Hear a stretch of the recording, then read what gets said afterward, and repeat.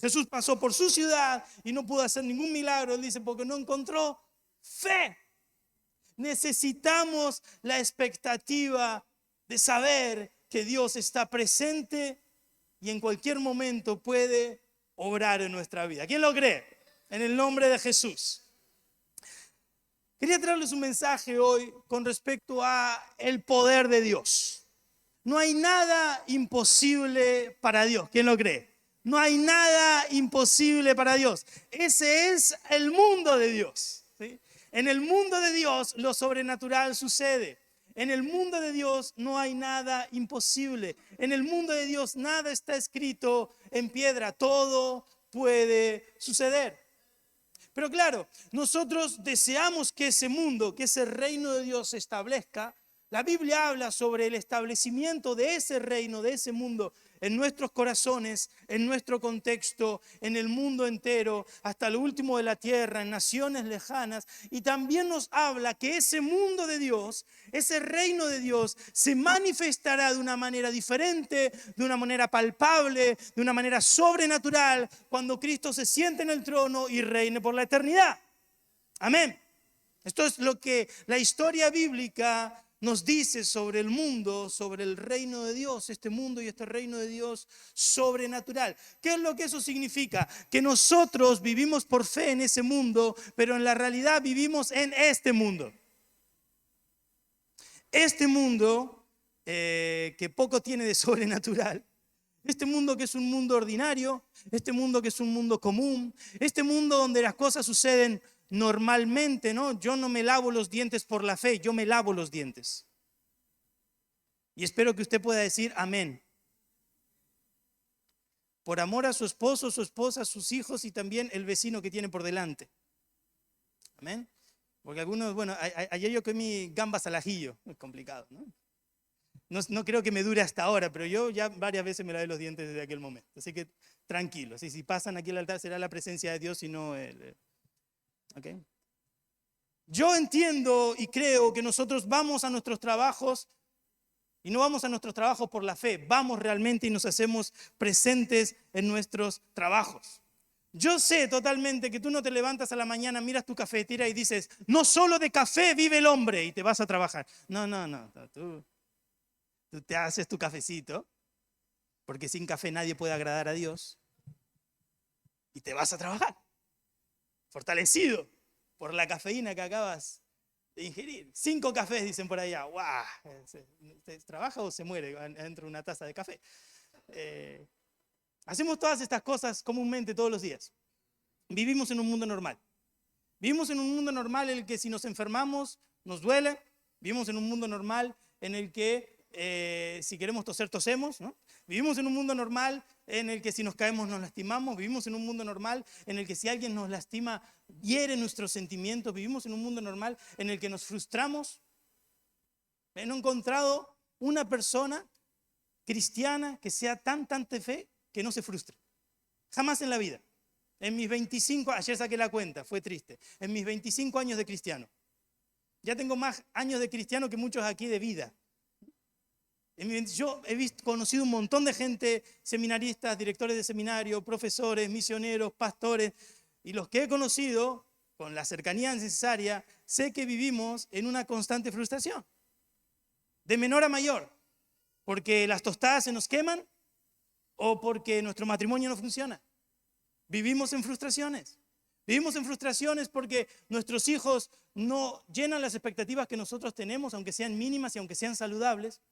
Vivimos en frustración porque hay algo en nuestra casa que no funciona como queremos. Vivimos en frustración porque nos damos un martillazo en el dedo gordo cuando estamos trabajando. Vivimos en frustración, vivimos en un mundo normal.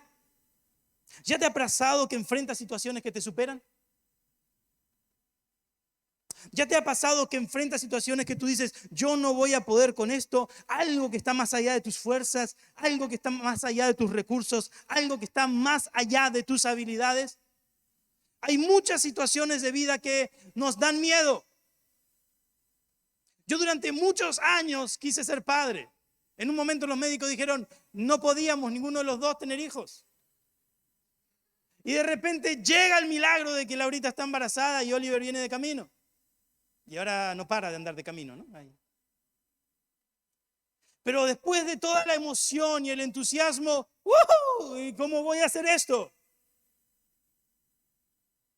¿Cómo voy, primero, ¿no? Básico, ¿cómo voy a mantener con vida a este ser humano? Luego ya se pone más complejo, ¿cómo voy a educar a este ser humano? Y luego se pone aún más complejo, ¿cómo le voy a enseñar los caminos del Señor a este ser humano en el mundo en el que vivimos? Y todo eso nos supera y nos da miedo.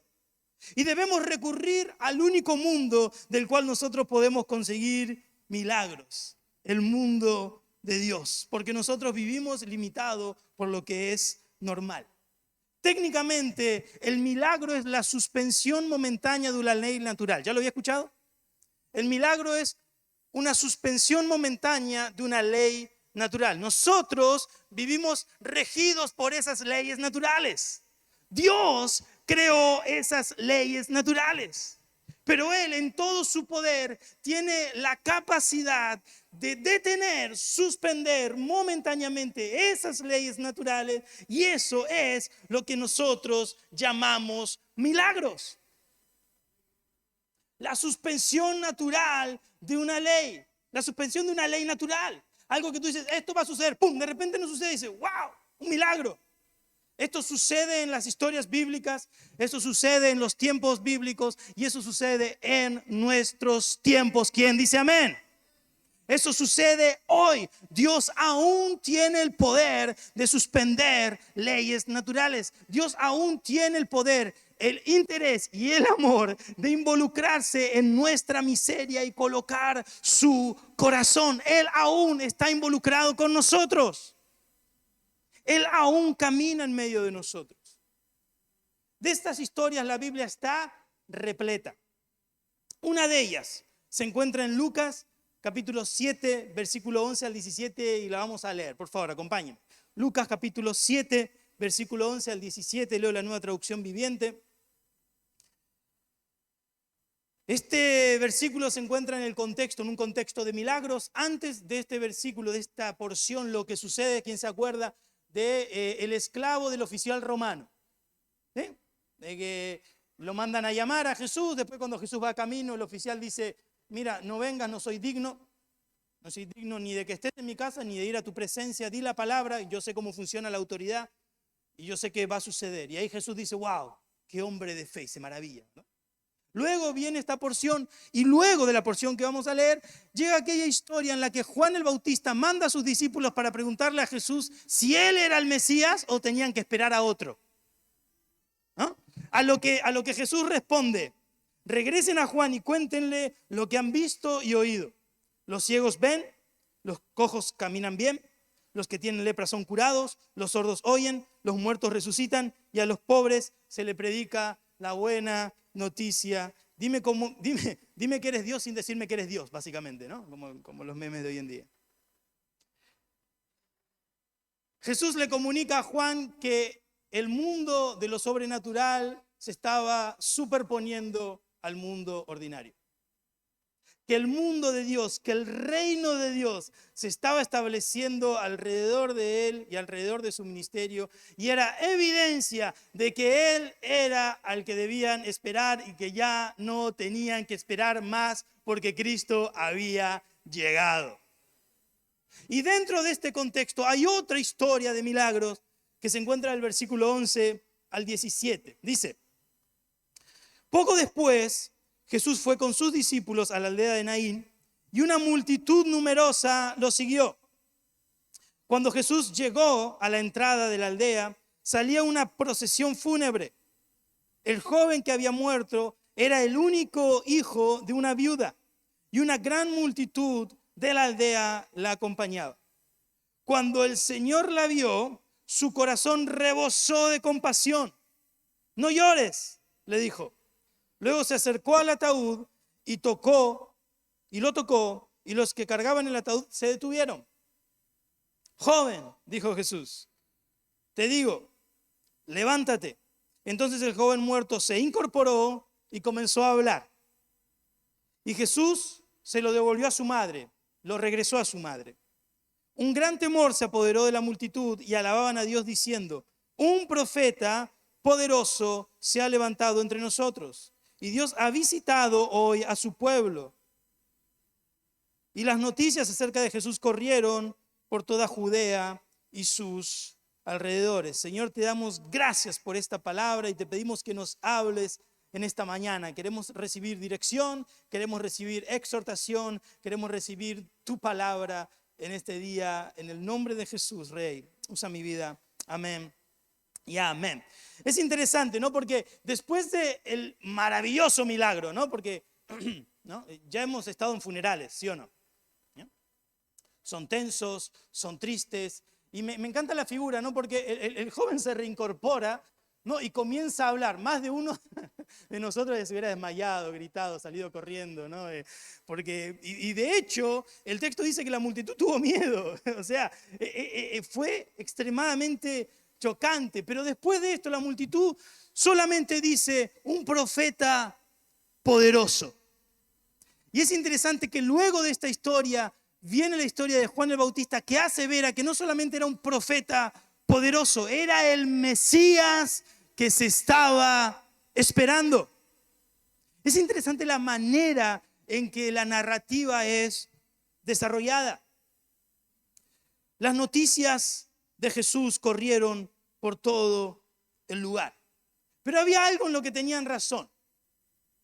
Dios había visitado a su pueblo. Existió una superposición del mundo de Dios y el mundo ordinario en el que nosotros vivimos. Dios se hizo presente. ¿Quién quiere que Dios se haga presente en su vida? Yo quiero, porque yo no puedo ni con la tostada que se me quema. Yo estoy lleno de frustraciones. Yo necesito a Dios. Yo necesito a Dios manifestado en mi vida. Yo necesito a Dios coordinando mi vida. Yo necesito a Dios ayudándome a tomar buenas decisiones. Necesitamos que Dios se haga presente en nuestras vidas. Necesitamos saber quién es Él. Que no es solo más un profeta, que no es solamente alguien más que viene a hablarnos, que no es un Dios más de estos que andan ahí por el mundo. Muchas gracias. Un aplauso para nuestra hermana, por favor, que le da de beber al sediento y al que no tiene fuerza. Ahí va.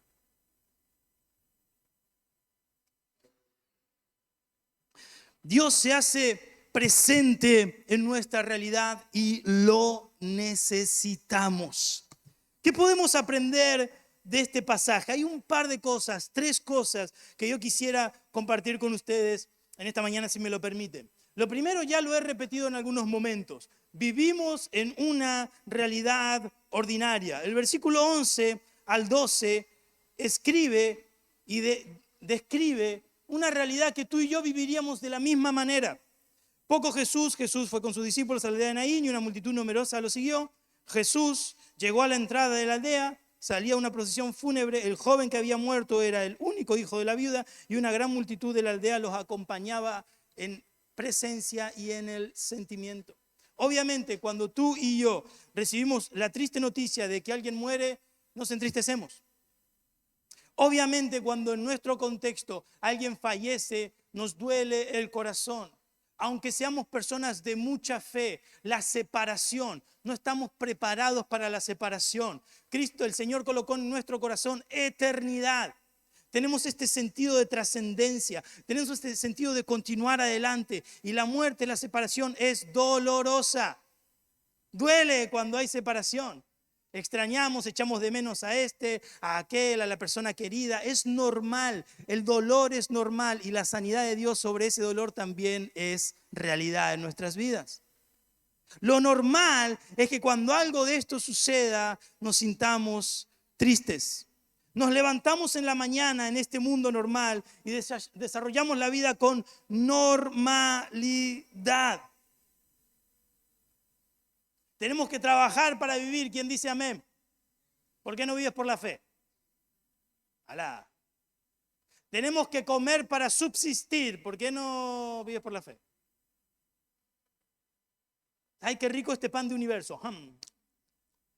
Un ayuno de un día, 2 días, 30 días, 40 días. ¡Woo! Después ya estamos viendo unicornios volando alrededor.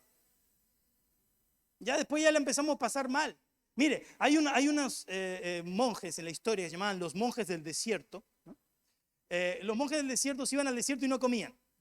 Eso ya por la época de, no sé, de San Agustín, ¿no?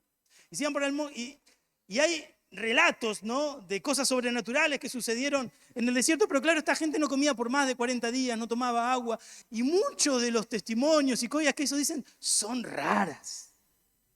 ¿Sabe? Como que excede hasta el mundo sobrenatural de Dios, ¿no? Como que son cosas extrañas, ¿no? Porque claro, no comían, no bebían, estaban en el desierto. ¿Quién ya caminó en el desierto? A ver.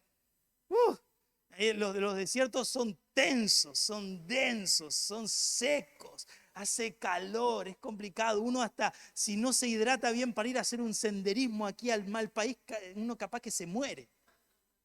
El otro día Nati y Leo nos llevaron a Malpaís a hacer un... Yo sé que los matrimonios también fueron un tiempo atrás. Yo creo que es una prueba de fuego, ¿no? Y llevan a la gente para ver si tiene fe, ¿no? Para ver si sobrevive, ¿no? Porque uno mismo, cuando hace un esfuerzo de eso, si no se alimenta, se hidrata bien, ya la pasa mal. Está como la gente que dice, voy a trabajar en la obra, trabaja en la construcción y voy a hacer ayuno el mismo día. Hermano, piénselo bien, converse con el pastor, converse con un líder, hagamos la cosa organizada, porque va a estar cargando la bolsa de cemento y se va ¡puf! Se va a desvanecer, porque vivimos en un mundo normal. No somos superhéroes, Dios es el que es el super. No tenemos super fuerza, Dios tiene super fuerza. No sabemos todas las cosas, Dios sabe todas las cosas. Tenemos que entender en el lugar en el que nosotros estamos. Esta normalidad es afectada por el mundo de Dios a medida que yo me involucro en el mundo de Dios. Esta normalidad en la que todos estamos inmiscuidos, que nos afecta absolutamente a todos. ¿Quién sintió un poquitito más de calor en los últimos días? Nosotros nos quedamos allá en Gran Canaria y no funcionaba el ventilador ni el aire acondicionado. Yo estaba caminando por las paredes. Yo siento calor hasta en el invierno, mi hermano. Yo no sabía ni qué hacer. Yo estaba ahí, Señor, por favor, tú sabes que mañana tengo que dar un curso de más de 7 horas. Ayúdame a dormir. Dame con un martillo en la cabeza algo. No puedo.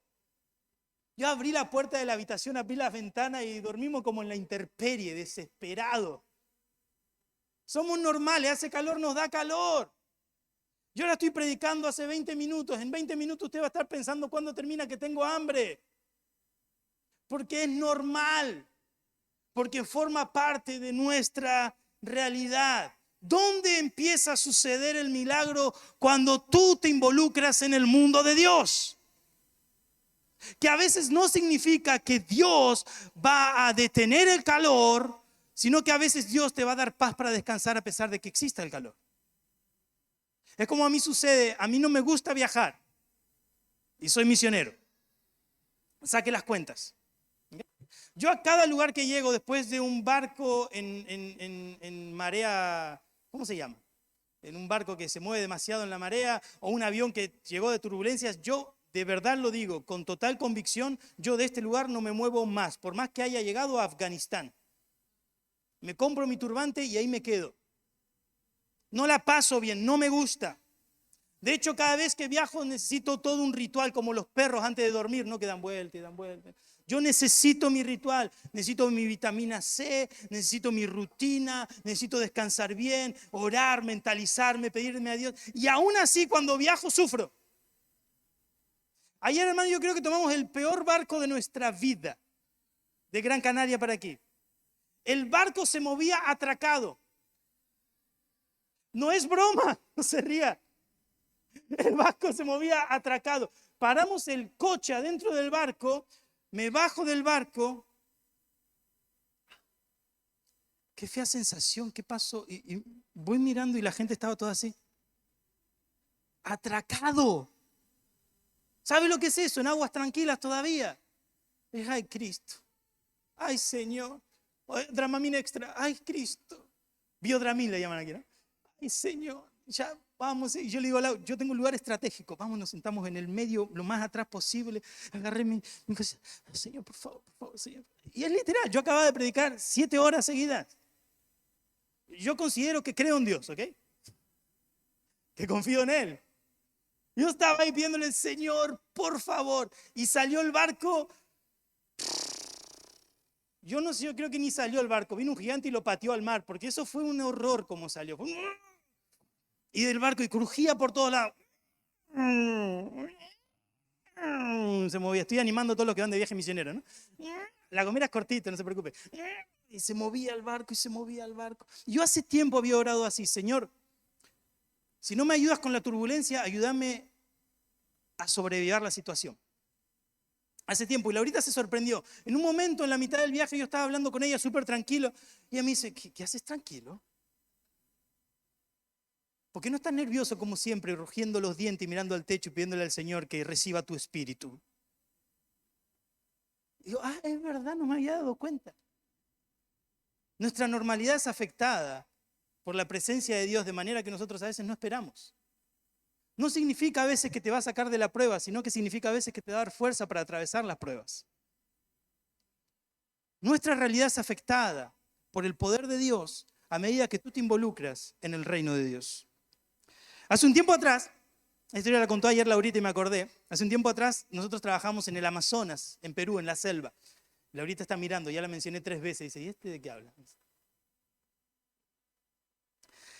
Trabajamos en la selva, en el Amazonas. Yo empecé a ir con 21 años, terminamos la labor más o menos a los 24, 25 años.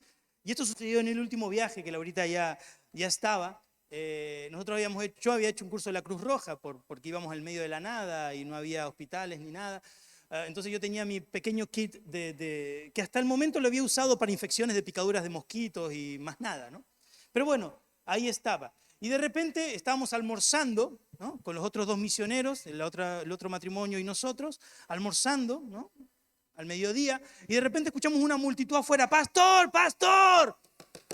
¡Pastor, pastor! Y nosotros salimos. En realidad yo primero no, ya salió mi amigo Rubén, desesperado. ¿Qué pasa? ¿Qué pasa? ¿Qué pasa? Había uno de los chicos, uno de los jóvenes de la aldea, que transportando madera, porque ellos transportan madera y recogen castañas, son las 2 actividades económicas principales que desarrollan, unos tocos de madera así enormes que transportan a la ciudad, se había caído uno y le había apretado estos 3 dedos contra los troncos y se los había, hermanos, reventado.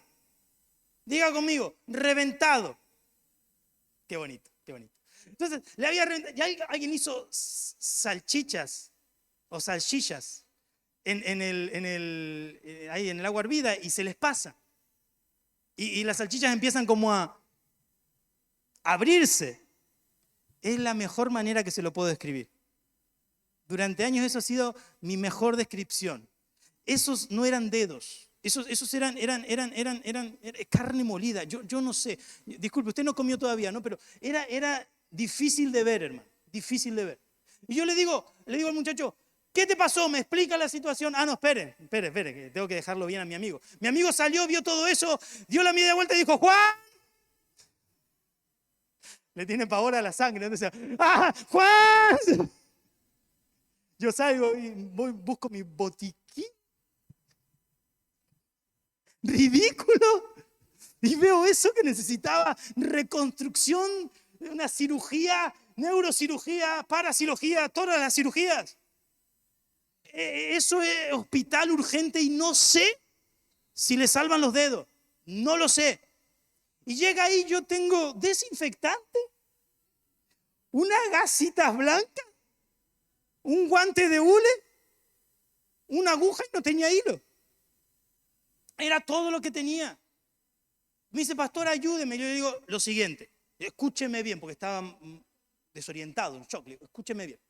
Yo le voy a curar lo mejor que puedo. Usted se toma una balsa y se va al hospital, que estaba a 9 horas de distancia. Se va al hospital ya. Yo, sí, pastor. Ok. Yo agarro, hermano, con sinceridad le digo. Es como que usted agarra algo y lo intenta formar a la manera original lo más que puede. Y creo que metiendo carne de un dedo en el otro dedo y así. y le pongo del desinfectante, lo más que yo había entendido y aprendido. Mi prima es del ejército y es enfermera y me había dado algunos tips y yo intenté aplicar lo que sabía. Un neófito total de la medicina haciendo esto.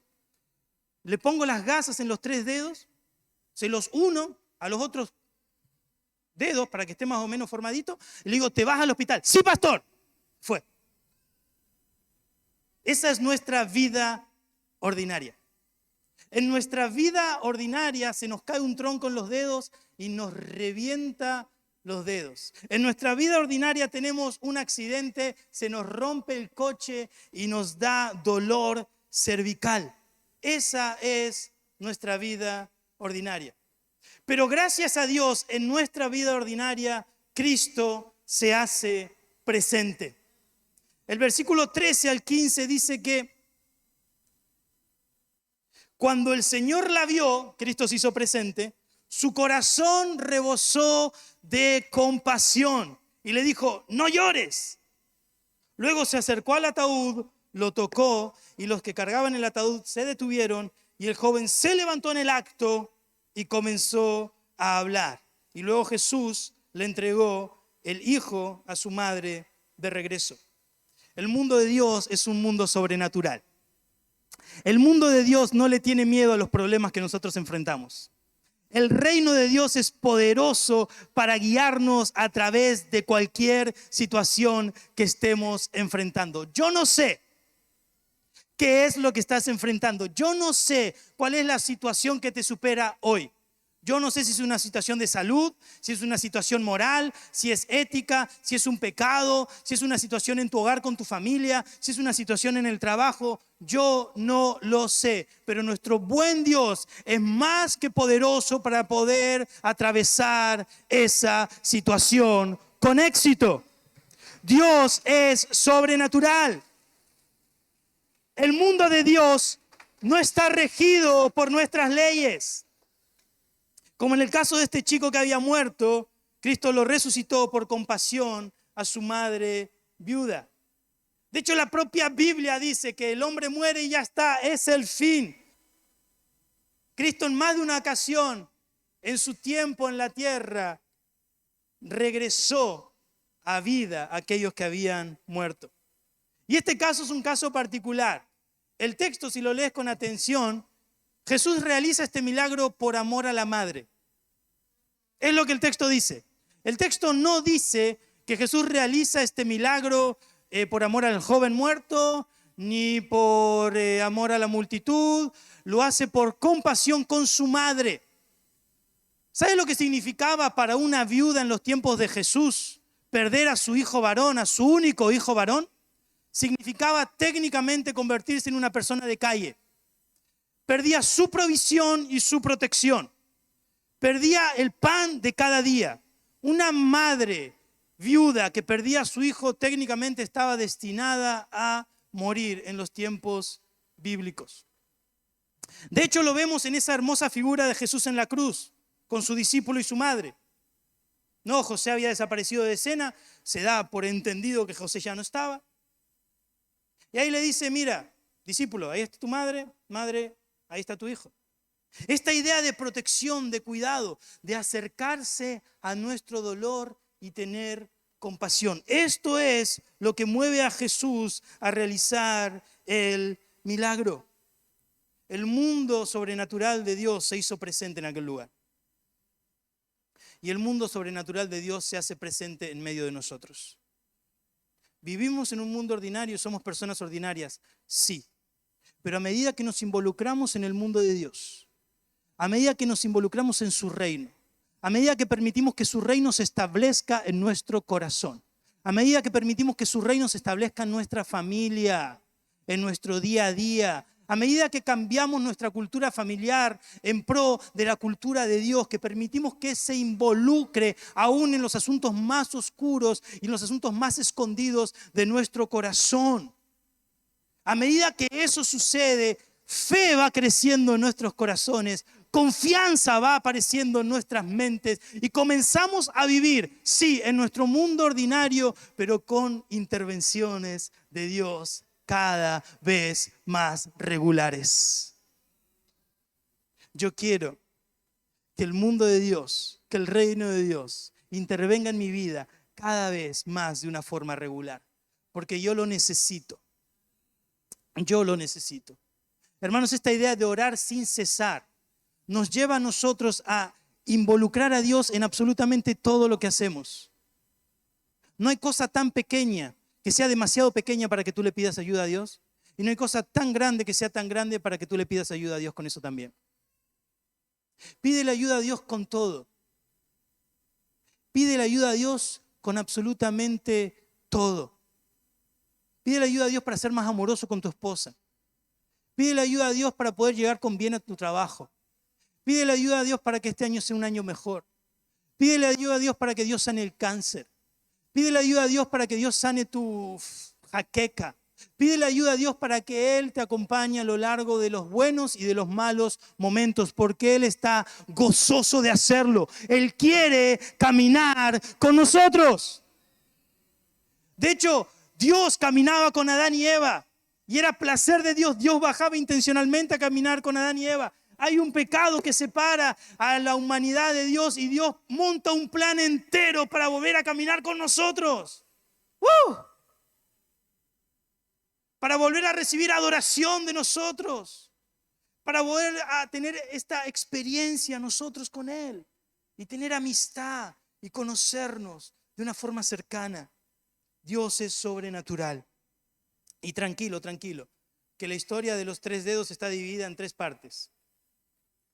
Después de un tiempo, este chico que se había reventado los 3 dedos, después de 24 horas, golpea la puerta. Pastor, vengo a que me cure los dedos. Y yo salgo y le digo, ¿cómo te fue en el hospital? No me fue porque no fui. Los nativos le tienen mucho miedo a la gente blanca. La gente blanca los ha lastimado durante años. De hecho, muchos de ellos han ido al hospital, allá en Perú, y los matan y venden sus órganos. Así de claro. Entonces, tienen miedo. Con que haya pasado una vez, eso nunca más quieren ir, no confían. Entonces me dije, después yo me enteré de esa historia, ¿no? Porque yo estaba, ¿por qué no va? Fue un día a que le cure los dedos, fue 2 días a que le cure los dedos, fue 3 días a que le cure los dedos, y yo le decía ya a Laurita, estos dedos ya están negros. Yo seguía curando y ya como al segundo día empezamos a orar, ¿no?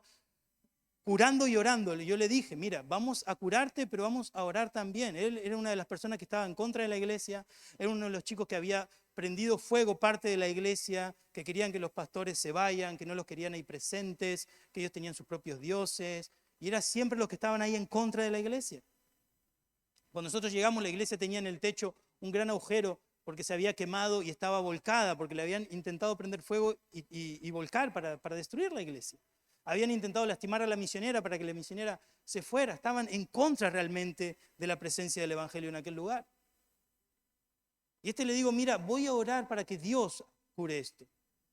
Le dije clarito, no es que voy a orar en secreto. Le digo, mira, voy a orar para que Dios cure esto. Y yo en un momento ya tenía, recuerda, ¿no? Que tenía aguja y no tenía hilo, ¿no? Entonces le pinché en la parte negra y le digo, ¿sientes eso? Y me dice, no. Ninguno de los 3 dedos tenía sensibilidad. Yo continué orando y le dije, chicos, tenemos que orar para que Dios se haga presente en este lugar. Él siguió yendo todo el tiempo que yo estuve allá, ¿no? Varios días. Y yo seguía curando y esa situación se veía un poquitito mejor, pero se veía fea. Ya en un momento dijimos, bueno, por lo menos no va a perder todos los dedos, pero 2 seguro que los pierde, ¿no? Y en esa situación nosotros estuvimos participando durante casi un mes. Nos involucramos en el mundo de Dios y Dios se involucra en nuestro mundo. Y pasamos a ser personas ordinarias que viven una vida de fe y una vida de confianza. El versículo número 16 dice, un gran temor se apoderó de la multitud y alababan a Dios diciendo, un profeta poderoso se ha levantado entre nosotros y Dios ha visitado hoy a su pueblo. Los milagros suceden para que Dios sea glorificado. El versículo 17 dice, y las noticias acerca de Jesús corrieron por toda Judea y sus alrededores. Los milagros no tienen el propósito de hacer nuestra vida más fácil. Los milagros no tienen el propósito de ser una máquina expendedora de bendiciones para cada momento que nosotros lo necesitamos. No siempre Dios nos va a salvar las papas, dicho en criollo. ¿Cómo sabes eso? Todos los profetas y todos los apóstoles murieron de formas violentas, exceptuando uno o dos, por predicar el reino de Dios y su justicia. En un montón de situaciones atravesaron mares embravecidos. De hecho, sucedió al apóstol Pablo que no solamente atravesó por el mar embravecido, sino que naufragó. ¿Sabe lo que es estar en la barca que se mueve un montón y repasando dónde está el punto de extracción? ¿Y dónde están los salvavidas? ¿Y qué hago con mi móvil? Porque se me va a mover. Pablo naufragó. Dios no se hizo presente para parar la tempestad. Es otra historia a la otra historia donde sí se hizo presente. Dios es soberano. ¿Puede decirlo conmigo? Dios es soberano. Ahora, si Dios no me ayuda con la tempestad, Dios me ayuda a atravesar la tempestad en paz. Porque Dios se hace presente en nuestra realidad. Los milagros en nuestra vida no tienen el propósito de que tengamos una vida más fácil. Tienen el propósito de acompañar el mensaje del Evangelio. Milagros y prodigios los seguirán. Los milagros en nuestro contexto tienen el propósito de fortalecer el mensaje del Evangelio. Cuando le estás predicando a alguien que está pasando por una enfermedad, yo les enseñaba ayer a los hermanos allá en Gran Canaria, la gente muy pocas veces rechaza una oración, ¿no? A veces no quiere escuchar el mensaje del Evangelio, pero un compañero de trabajo que la mamá tiene cáncer le dice, mira, yo puedo orar por tu mamá. Sí, claro, él no sabe que vamos a orar ahí, ¿no? Y le agarramos las manos desprevenidos y dice, ¡ay Dios! En el nombre de Jesús. Y empieza a mirar para todos lados, ¿no? Y empezamos a orar ahí para que Dios obre en su mamá. Y la mamá se sana para que Él sea glorificado y para que Él crea. Para que ellos vengan al conocimiento de que Dios es real. Los milagros, lo sobrenatural de Dios sucede para fortalecer el Evangelio y para que Dios reciba gloria y honra. ¿Por qué crees que después de 11 años de casados, Dios recién nos dio a Oliver? Yo tengo una teoría. ¿Le gustan las teorías? En el año 10 y 7 u 8 meses de casados, recibimos la noticia por escrito de que ninguno de los dos podíamos tener hijos. Meses después, Oli llega sin ningún tipo de intervención de fertilidad. Yo tengo esta teoría. Dios estaba esperando que por escrito los hombres dijeran que no se podía.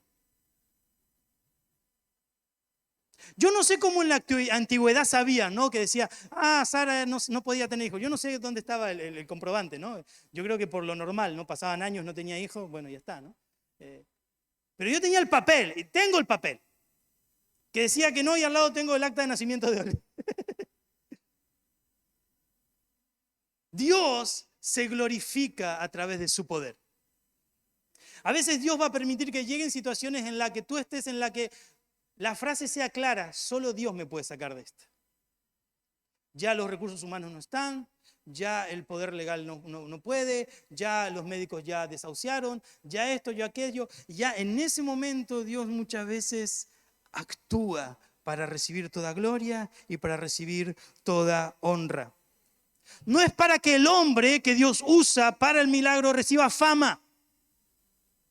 Es para que Dios reciba fama, reconocimiento y gloria. A veces yo veo gente muy confundida, ¿no? Que cree que algo sucede porque ellos están ahí presentes. No, algo sucede porque Dios está presente. Porque Dios está presente. Una vez en un país que no voy a mencionar, en un país ahí alrededor del mundo, yo vi una pancarta de una iglesia. La iglesia, no me acuerdo cómo se llamaba, si me acordara no lo digo tampoco, pero el nombre de la iglesia tenía un tamaño, el nombre de Cristo tenía un tamaño menor que el de la iglesia y el nombre del pastor era más grande que el nombre de Jesús y que el nombre de la iglesia. Y la imagen era este señor sentado y atrás un montón de sillas de ruedas. y muletas, en señal de que él había actuado en todos esos milagros, ¿no? Y uno que es diseñador, empecé a mirar la imagen y eran todas copia y pega en Photoshop la silla de ruedas, ¿no?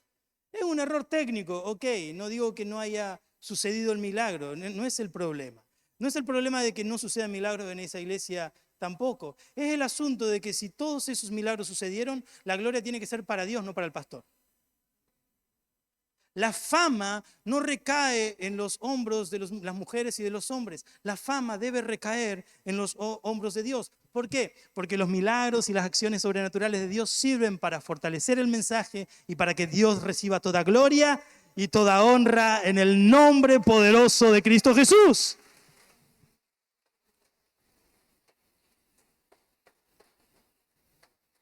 Desde nuestra realidad ordinaria debemos buscar el actuar de Dios. Yo sé que tenemos causas perdidas, que decimos esto ya no va a funcionar. No bajes los brazos, no desistas, continúa creyendo, continúa confiando. Dios hará, ese tiene que ser nuestro estado de vida. Y no después, Dios no hizo, ahora Dios se olvidó de mí y lo abandono. No. Moisés nunca entró a la tierra prometida. Los apóstoles nunca vieron el regreso de Jesús que anunciaban. No se trata de recibir, se trata de confiar hasta el final. Dios va a obrar, claro, pero no seas un niño caprichoso esperando que Dios obre en todo. Confía aún en el no de Dios. Confía en sus tiempos, confía en sus maneras. Porque el centro de todo esto aquí es Él. Yo me fui, así que no pude ver más al chico de los 3 dedos.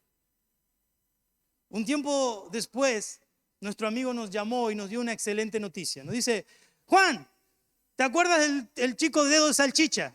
Sí, me acuerdo. ¿Qué pasó? Perdió, se le cayeron. ¿Cuántos dedos se le cayeron? Me dice, Juan, no se le cayó ningún dedo. Y me lo puso en esta figura que me encantó. Levanta sus 10 dedos todos los domingos para adorar a Dios. Me encantó esa figura. Me encantó. Me dice, entra a la misma iglesia que intentó dañar para adorar a Dios. Y no solamente él, entra también su familia. Nunca más fue al hospital. Me mandó una foto si la encuentro la muestro. Me mandó una foto. Se nota que sufrió una lesión, pero tiene movilidad. Quien ya sufrió una lesión en su mano sabe que la movilidad lo es todo, ¿verdad? Mi padre sufrió una lesión hace muchísimos años y no hizo los ejercicios de rehabilitación. ¿Quiénes son expertos en no hacerle caso al de rehabilitación, ¿no? Y no cerró, entonces la mano de él no termina de cerrar justo en ese dedo, ¿no? Queda medio así. Dice, este chico cierra, abre, ¿no? Es fantástico. Y no porque yo hubiera tenido unas dotes de enfermero fantásticas, ni que mi título de neurocirujano haya funcionado a la perfección en aquel momento, sino porque Dios obró en medio de una situación en la que necesitábamos de su ayuda. Y me gustó la manera en que Dios lo hizo. Esa progresión, ¿sabe? Parecía que el dedo se moría, el dedo no se moría, le daba batalla a la vida.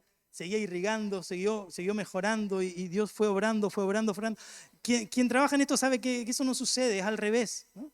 Muchas veces hay que cortar partes para que no llegue lo necroso al resto de los miembros. Dios obró de una forma sobrenatural para que una familia entera lo aceptara como su Señor y como su Salvador. El mundo de Dios quiere involucrarse en tu mundo. El reino de Dios quiere establecerse en tu corazón, en tu familia, en tu vida ordinaria. Dejemos que eso suceda. Tengamos fe, tengamos confianza. Permitamos que Dios se involucre en nuestra vida ordinaria con su reino sobrenatural y tengamos una vida de fe, una vida de confianza. Yo elijo confiar en Dios. Si tú eliges confiar en Dios, ponete de pie para que podamos orar. Yo elijo confiar en Dios. Yo necesito de su poder sobrenatural. Yo necesito de su amor. Yo necesito de su paciencia. Yo necesito de su cariño. No solamente de los milagros. Yo necesito de su compañía. Su compañía que me abraza en medio de mis problemas y me dan paz. Y me enseñan a no ser ansioso. Me enseñan a calmarme. Me enseñan a confiar. Me enseñan a esperar en Él. Cierra tus ojos ahí donde estás. Voy a pedir a mi hermano Juan si puede pasar y a los chicos de